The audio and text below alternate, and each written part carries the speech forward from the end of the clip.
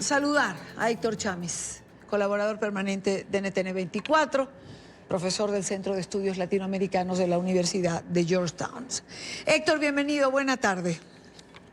Hola Idania, buenas tardes. Un gusto para mí estar contigo. Igualmente para nosotros tenerte, además gracias por atendernos. Ha sido una semana intensa, sé que Sí, has viajado constantemente, pero vale la pena hacer un resumen de lo que ha sido esta semana de actividad diplomática en Nueva York alrededor de la Asamblea General de Naciones Unidas. Una semana donde de una u otra manera Venezuela ha sido protagonista.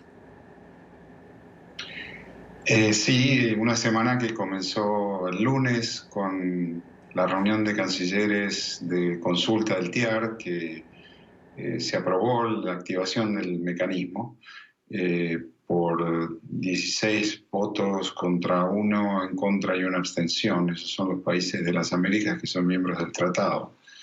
Y donde Colombia hizo la presentación inicial y una reunión que fue positiva desde ese punto de vista en términos de dejar establecido de qué se trata. Delcy Rodríguez no podría estar más lejos de la realidad, no solo porque no existe nada de lo que dice ella acerca de protección social al sistema de justicia, sino porque ya la comunidad internacional comienza a hablar de este régimen como lo que es una narcotiranía, un conglomerado criminal que tiene control del aparato del Estado en Venezuela, especialmente del aparato de represión, y que constituye una amenaza para la paz y la seguridad del continente. En el marco de esta asamblea, Héctor, se produce un encuentro del presidente Trump con líderes latinoamericanos y con representantes del gobierno de Juan Guaidó. Un encuentro que, por cierto, Nicolás Maduro escuchaba una intervención, la calificó como la reunión de la vergüenza. Para muchos esto fue además una demostración del apoyo que Estados Unidos sigue dando al gobierno interino de Venezuela, al presidente Guaidó. Me gustaría tener tu opinión en relación a este encuentro que, digamos, en paralelo con la Asamblea General, fue de lo más destacado, de lo más importante. Sí, fue muy importante. Fue muy importante porque, de vuelta, Venezuela es la crisis de Venezuela es la crisis más importante desde el punto de vista sistémico, la crisis más importante que ha tenido el continente americano. Es la amenaza a la seguridad, a la paz, a la estabilidad de la región más severa que ha experimentado el continente. Y me parece positivo que el presidente de Estados Unidos, país anfitrión de Naciones Unidas por definición, el país más poderoso del sistema, reúna a todos los presidentes para conversar sobre eso y para llamar a las cosas por su nombre, lo cual derivó en más sanciones, en el pedido de sanciones. El propio Julio Borges en esa reunión les pidió a los cancilleres y presidentes de las Américas el uso de sanciones, porque como sabemos Canadá, Estados Unidos y Panamá han implementado sanciones, pero el resto de los países de la región no lo han hecho. Y sería bueno y sería importante que lo hicieran. Y entonces ya no solo hay que llamar a las cosas por su nombre, sino que hay que estar permanentemente atentos a esta crisis y a encontrar caminos de resolución, porque nuevamente, Idania, no me canso de repetirlo, yo creo que no solo esta crisis es una amenaza a la paz y la estabilidad, sino que además es una amenaza al sistema democrático como tal en las Américas. Una región que en su totalidad han abrazado la democracia como sistema político y que ha firmado tratados y compromisos internacionales entre sí para mantenerlo, y que esta crisis de Venezuela amenaza la reproducción en el tiempo de ese sistema político. Héctor, por otra parte me gustaría revisar contigo lo que fue la presencia del presidente Duque, el discurso ante la asamblea del presidente Duque y de una u otra manera el liderazgo del presidente de Colombia en torno a todos estos eventos que han tenido a Venezuela como protagonista, porque de una u otra manera, pues lo hemos comentado tú y yo también en el programa, Colombia termina siendo el país más impactado por la crisis que se produce en Venezuela.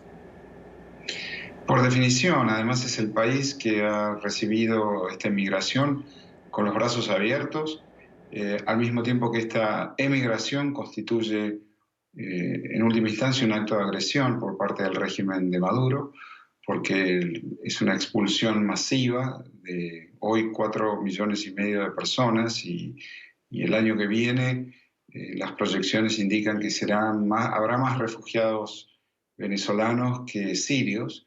Y nuevamente todos siempre repetimos, sin guerra, sin desastre natural, simplemente con la política deliberada de expulsión de una dictadura criminal de sus propios ciudadanos.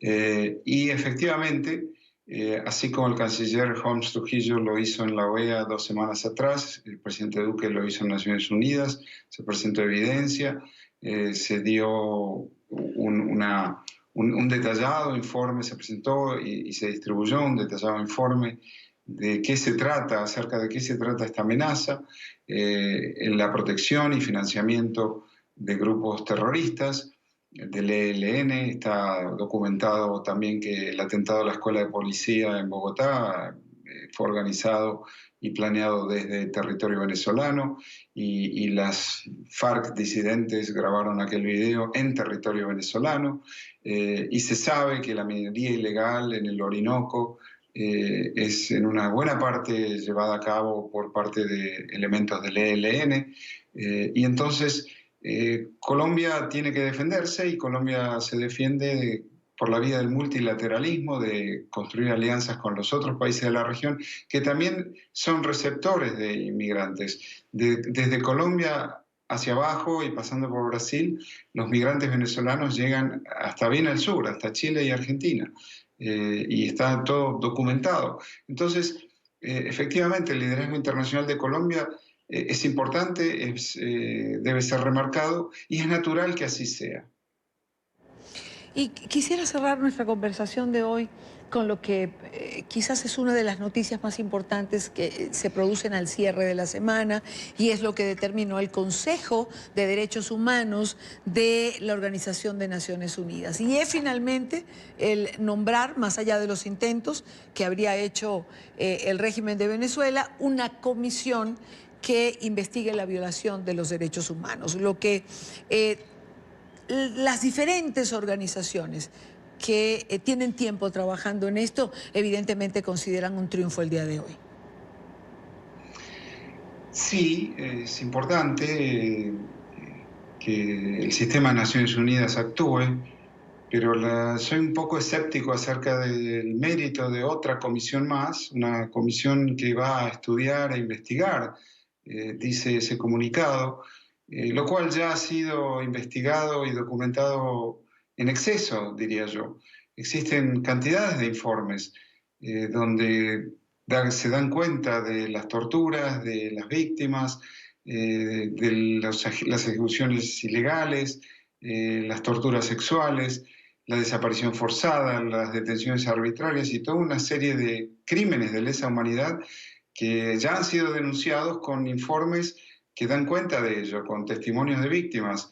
Los 6 países que denunciaron al régimen ante el Tribunal Criminal Internacional en La Haya lo documentaron con informes de la OEA, informes de Foro Penal, informes de las propias Naciones Unidas acerca de estas prácticas que constituyen crímenes de lesa humanidad. Me parece bien siempre y cuando esto no signifique demorar más y volver a supeditar nuevas acciones por parte de Naciones Unidas a lo que determine dicho informe, que contendrá evidencia que ya tenemos. Me explico, Idania. Entonces, a veces, sí, el lenguaje favorable no necesariamente significa la acción favorable. Esto tiene que ver con que el informe de la comisionada Bachelet habla de 2 años de tiempo para que el régimen proporcione documentación para resolver y superar el problema de la tortura. No podemos ser tan ingenuos tampoco. 2 años de tiempo para quienes torturan den cuenta de cómo torturan. no va a ocurrir de esa manera, sin duda. Entonces, la comunidad internacional tiene que actuar más que presentar un nuevo informe y actuar para encontrar la manera de desalojar a esta camarilla criminal del poder en Venezuela. Siempre hay dos formas de ver las cosas. Esto lo decía porque al comienzo estábamos con Tamara Tarasiuk y, digamos, estaba un poco más optimista. Pero bueno, el optimismo a veces es difícil cuando, sobre todo tú y yo, tenemos tantos años sentados aquí en este mismo espacio y programa hablando de lo mismo. Héctor, como Así siempre, es. un gusto estar contigo. Buena tarde para ti. Un gusto para mí. Gracias, Idani.